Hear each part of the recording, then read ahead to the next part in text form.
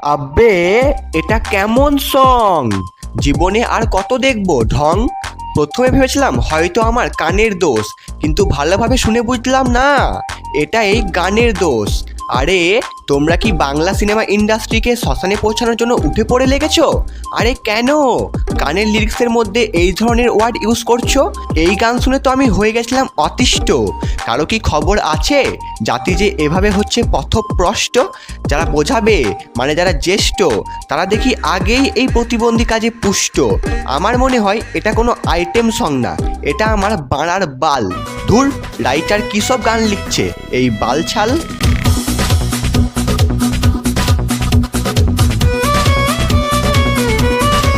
Hey WhatsApp my family, তো কেমন আছো তুমি?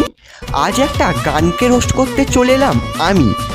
रोम रोम भाइयों। এই গানে একটা ওয়ার্ড ইউজ হয়েছে যেটা হলো বোকা সোডা, বাট শুনে মনে হবে বলতে চাইছে বোকা চোদা। এখন কিছু পাবলিক হয়তো বলতে পারে যে তোর মাইন্ডটাই হচ্ছে ওই রকম তাই বোকা চোদা শুনেছিস। তাদের বলছি না গো, এই গানের লিরিক্সটাই হচ্ছে বোকা চোদার মতো।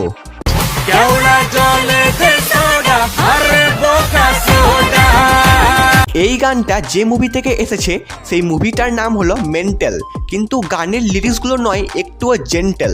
তারা চাইলেই করতে পারতো জেন্টেল, কিন্তু তারা করেনি। তার একটাই কারণ একটু বাকচুদি করবে তবেই তো মুভিতে ভিউজ বাড়বে।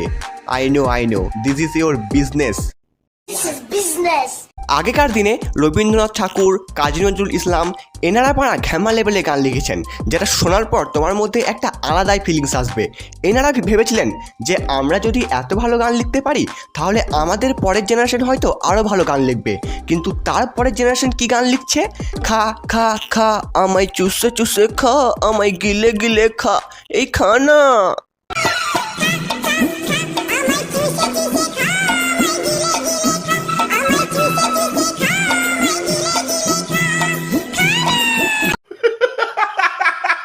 এই মেন্টাল মুভিতেই বাড়া আর একটা গান আছে, বন্ধু আমার রসিয়া খাটের ওপর বসিয়া কি একখান গান বানাইছে।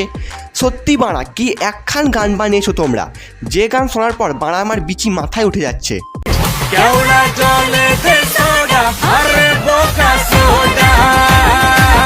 সেই বাড়া একটা সময় ছিল দেবের মুভিতে বাড়া ঘ্যামা লেভেলের গান আসতো, লাইক খোকা চালু চিজ মালটা পুরো বিষ, মাসির গল্প মাকে বেচে খোকা 420।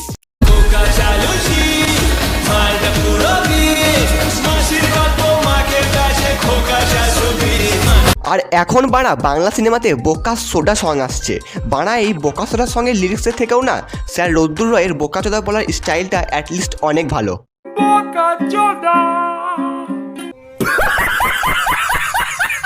ছি বাড়াচ্ছি, এই গান নিয়ে আমি আর কিছু বলতেই চাই না। চ্যানেলটা সাবস্ক্রাইব করো বাড়া। আজ আমি চললাম বাড়া, টাটা।